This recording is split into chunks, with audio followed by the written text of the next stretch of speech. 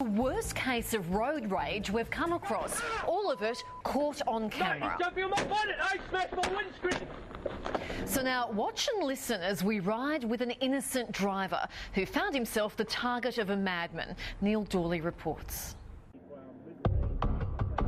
It started innocently enough with Ken Olsen taking a weekend drive south of Brisbane when trouble struck. Everything was fine, and the next thing I just got rear-ended. I looked up in my rear vision mirror and there's a bloke gesturing and pulling signs at me and going berserk. A camera in Ken's car records what happens next as the driver in the black ute comes into shot, crossing double white lines. At that stage, he just appeared to be coming up beside me so that he could scream at me through the open passenger window. Ken keeps going before the ute appears again, this time on the inside. And he's going berserk at me again, gesturing and pulling signs and things. So I thought, well, I'm not sure this is a good idea to pull over. This bloke seems a little bit unbalanced. Moments later, there's nothing Ken can do to avoid the ute. He's gone onto the grass verge, pulled over straight in front of me, and then immediately applied his brakes. And I had nowhere to go. I just went straight into the back of him, collided with the back of him.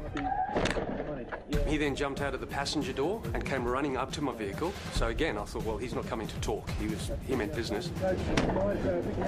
That's the sound of the man punching Ken's window as he drives off.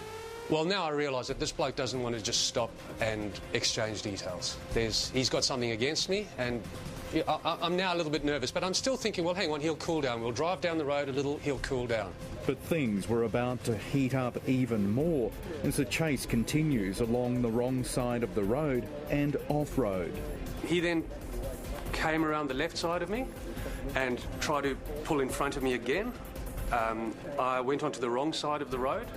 There was no traffic coming at this stage. I went over onto the right-hand lane. He continued to follow me. Catching up and ramming Ken's vehicle as the road rules go out the window. So I had to go onto the footpath. Got onto the footpath, rode along, went over traffic islands with him in pursuit. As I got around the traffic island, he crunched into the side of me. So I had to go onto another footpath to get away from him. Thankfully, there were no people. There's usually people on there on a weekend, walking their dogs, pushing prams, cycling. Trying to escape, Ken narrowly misses this car as he's forced to run a red light.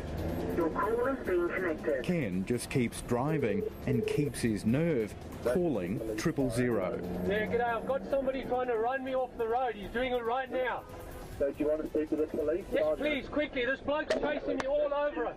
I then got onto 000 by this stage because now I was in fear of my life. I thought, this bloke's, he's out to get me. He's going to do something to me. The driver is determined to get Ken. Here he comes now. Oh, hell.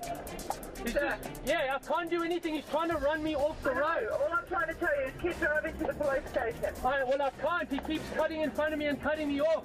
He was continually colliding with me, trying to push me off the road, pulling in front of me, and every time, fortunately, I managed to just make it around him. Ken knows he can't stop because it could prove fatal. He'd crashed my vehicle that many times. I was concerned that it was going to stop going, and I thought, well, once my vehicle's not going, I have no protection. This bloke's going to kill me. He came up beside me a couple of times and actually just sideswiped me, but couldn't push me off the road. And I think then he started dropping back and trying to just flick the back of my ute to get me to roll or spin out or something so that he could get a hold of me. For the first time, we see a young woman in the passenger's seat. She was gesturing out the window and waving her arms around and screaming. As the minutes pass, Ken relays vital information to the police operator. It's a black Nissan Ute, and it's a four-wheel drive. He's running commentary, including the impact the pursuit's having on other drivers. There's traffic chaos here.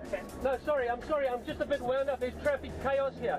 He's trying everything he can to run me off the road. He's collided with me. There he goes. He's coming in between me and another vehicle, nearly ran the other vehicle off the road. How does this all started? I have no idea. He was behind me. I put my brakes on. He locked up. Here he comes on the roundabout. The chase continues, but is about to reach a dramatic climax. There, he just collided with me twice. He's pushing me into the barrier. You've got to get someone here. This dude is crazy. Here he goes. Ah! Then, the moment Ken thought he was going to die. No, he's jumping on my bonnet. I smashed my Your car? No, because he just jumped. I did stop my car. He jumped on the bonnet. He's just smashed my windscreen and he's fallen off the bonnet. He's lying in the road now. He's lying on the road? Yeah, I'm looking in my rear vision mirror. I've driven off. He's lying in the road. Did you just hit him? No, he was on the bonnet and I tried to get away and he fell off. Keep driving then. Don't go back. I'm not going back. Are you crazy? I'm getting miles away. That is absolutely terrifying. Well, I was terrified, that's for sure. He just at full sprint dived onto the bonnet and started punching my windscreen with both fists. And the windscreen was coming closer and closer to my face. And I had the impression he was trying to make a hole in the windscreen so that he could actually reach in and get me, or he could gain access to the cabin. But it wasn't over. Ken still didn't know if he was out of danger, even though the man appeared to be hurt. He jumped off, but he must have got snagged up on my wing mirror. Because after that, when I looked in my wing mirror, I couldn't see anything. It was all bent up.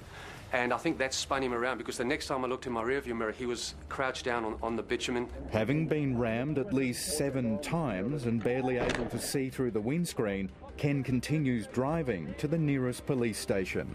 If I get to Logan Home Station and it's not manned, this bloke is a lunatic. Well, go to Logan Central. That's 24 hours. It almost broke down on the freeway. And because 000 had said to me, do not stop, go to the police station. And also, obviously, I didn't want to stop on the freeway because I wasn't sure that he was going to continue pursuing me. As I drove into the police station, clouds of smoke just came out of the engine and it ceased right there and then. I've never been happier to be somewhere.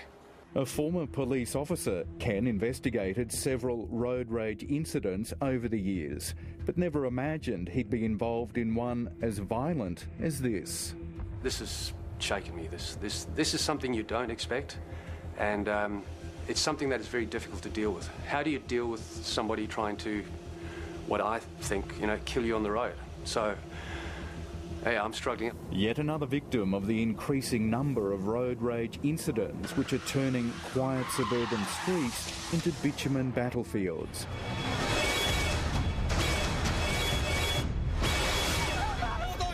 Where angry drivers are lashing out against other road users in sometimes unprovoked attacks like Ken's.